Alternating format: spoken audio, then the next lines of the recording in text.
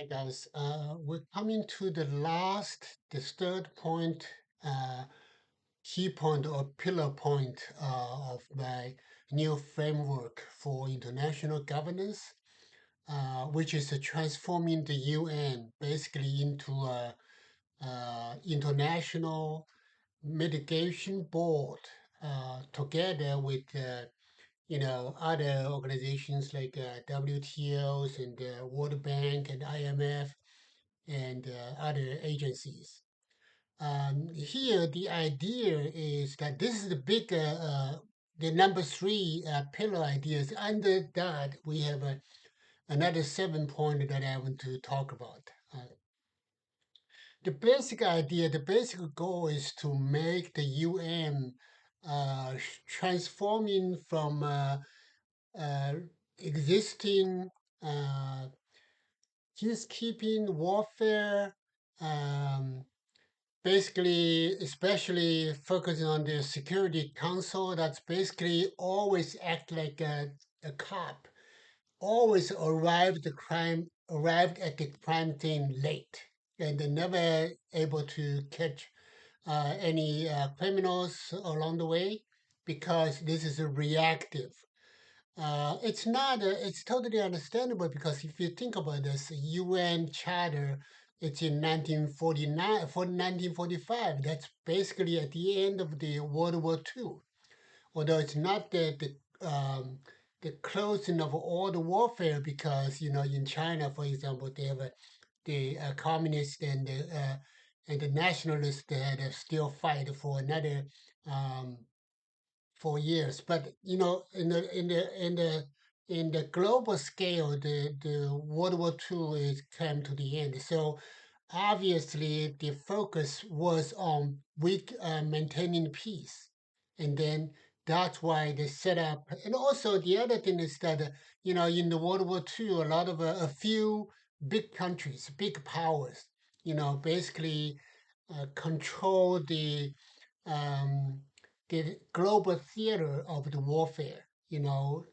For example, in Europe, without the U.S. Coming to the rescue of the in the landing, the Normandy landing, and then we can even imagine that the Nazi Germany will be defeated, right?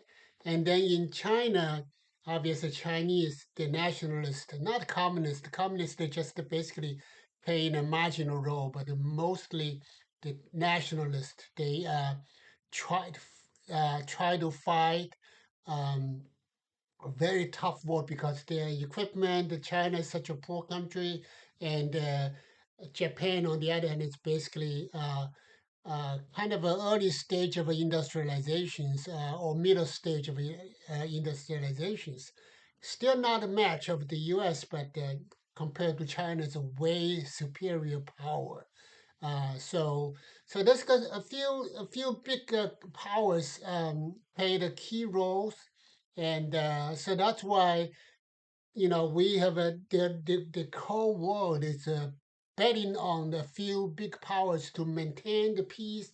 That's why the setting of the Security Council. Um, so that's understandable. The environment, the setting, the institutions worked back then, but not today. Okay. The problem with this Security Council is like lately it's kind of been it's acting like a joke because it always kidnapped by the geopolitics, by the conflict of interest, because part of it is because the Security Council to blame itself because it basically wait for the crisis to accumulate to enough stake, and then make it harder for early intervention, for preemptive strikes. So that's why I say it's inevitable to a certain extent. Okay, so in top of that, in place of inside of that, a few big power because they were really bothered by the paralysis of the Security Council. the countries like the American basically decided to act on its own. Um, so that's why we see that, uh, the U.S. invasion of several countries, and those also sometimes, oftentimes, like a Trump this time for Greenland, it's they really want to have a preemptive strike because they were making the rhetoric of saying that if we don't take it, if we don't grab it, the U.S., the China will grab it, and then Russia will grab it, you know. So those kind of rhetoric, it still works. A lot of people were just buying this, okay? And but really, the real problem is that the UN has been paralyzed by the focusing on the everything on the Security Council. And if that Security Council cannot reach a conclusion, then we basically just sitting as the um, yeah, on a coach watching for U.S. to act on its own unilaterally actions. That's not a, it's not a, definitely not the ideal situation because listen to Stephen Miller, in Trump's administration.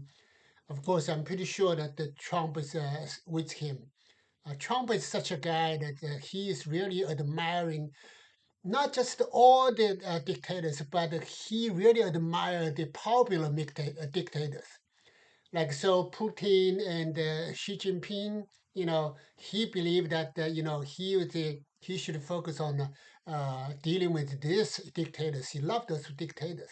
Uh, but for dictators, lousy dictators like Maduro in Venezuela and the other dictators in Iran, and then they're not. Trump is not really interested in those. So that Trump was very unique, but. We have to think that the question is that it's not, what we can do about the U.S. unilateral action, but we do want to point it out that might makes right. That's it's old school thinking. Basically, before the world moved into modern time, a lot of countries actually, including the UK, right? So they really basically believing that might create the right. But today we are in the first half, of the 21st century. It's obviously uh, out of time. It's just we're losing the power of it. So that's why I want to give a little bit of background for transforming the UN. Basically, if you ask me to give you an overview, I would say just checks and balances, diversified and diversify the agency, the UN agency. Uh, so that International Mitigation Board in the future, one of the key sub idea that I'll be talking about is to have an independence from the Security Council. So that basically we want to motivate more countries. In the UK, in the UN, we have 193 membership countries, right? And 45 of them are like least developed. But one thing is that one background that's interesting is that every country has to pay membership dues every year. Okay, so the UN has a two budget basically. One is the basic budget, and another is a peacekeeping budget. Peace peacekeeping budget is basically last year we're talking about $5.4 billion. Okay, so my thinking is that if we can shift the UN function to at least emphasizing the early intervention, emphasizing the mitigation instead of uh, um, ex post. We try to do the ex ante, try to preactive, preemptive, but not through the U.S. acting unilaterally, but more uh, through the UN international litigation.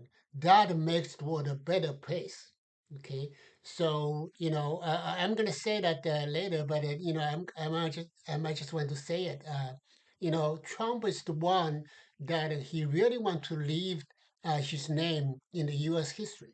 He wants to a lot of things that to be done only by him. That's good and bad. I mean, the good one, I think, if Trump, let me put it this way: if Trump can participate or push the UN from paralysis by the existing national security system into a international mitigation board agencies, that will be definitely the one and only the US president that can change the entire world through reforming UN. So let me stop here.